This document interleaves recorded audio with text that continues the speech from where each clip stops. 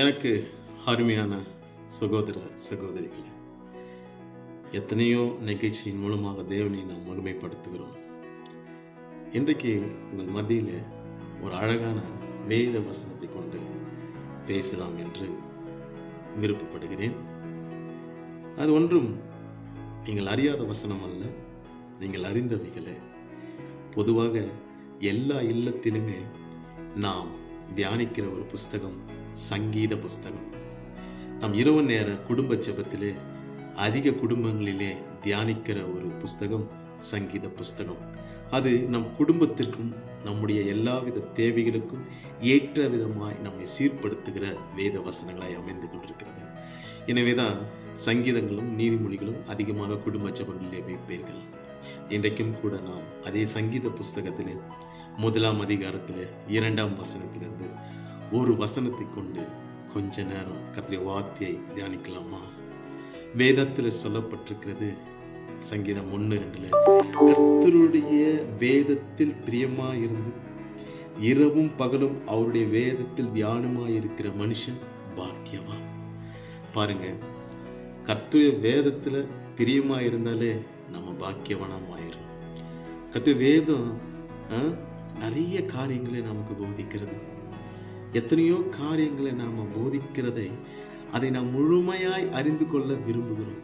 அப்படி நாம் முழுமையாய் அறிந்து கொள்ள விரும்புகிறோமே தவிர அதில் முழு ஈடுபாடு கூட அதை அறிந்து கொள்ள விரும்புவதில்லை.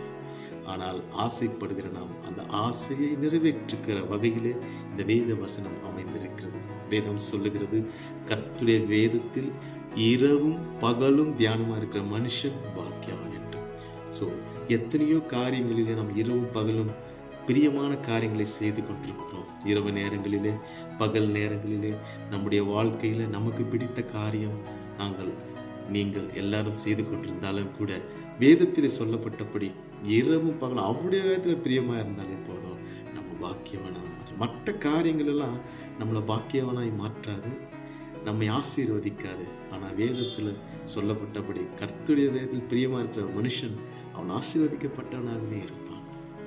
அதில் உள்ள கற்பனைகளையும் அதில் உள்ள வார்த்தைகளையும் ஒவ்வொரு நாளும் தியானித்து அதன்படி நடக்க பிரயாசப்பட்டாலே நாம் ஆசீர்வதிக்கப்பட்ட பிள்ளைகள் தான். இன்றைக்கும் வேதம் சொல்லுகிறபடி நீங்கள் யாவரும் கர்த்தருடைய வேதத்தில் இரவும் பகலும் பிரியமா இருந்து நமக்கு நேரம் கிடைக்கும் போதெல்லாம் கர்த்தருடைய வார்த்தையை தியானித்து அதை ஏற்றுக்கொண்டு நம் இருதயத்தில் நாம் எழுதி கொள்வோமானால் அது எவ்வளவு ஆசீர்வாதம் நமக்கு.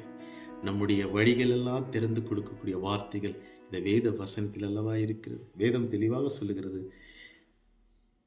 உம்முடைய வசனம் என் கால்களுக்கு தீபமும் என் பாதைக்கு வெளிச்சமாயிருக்கிறது என்று.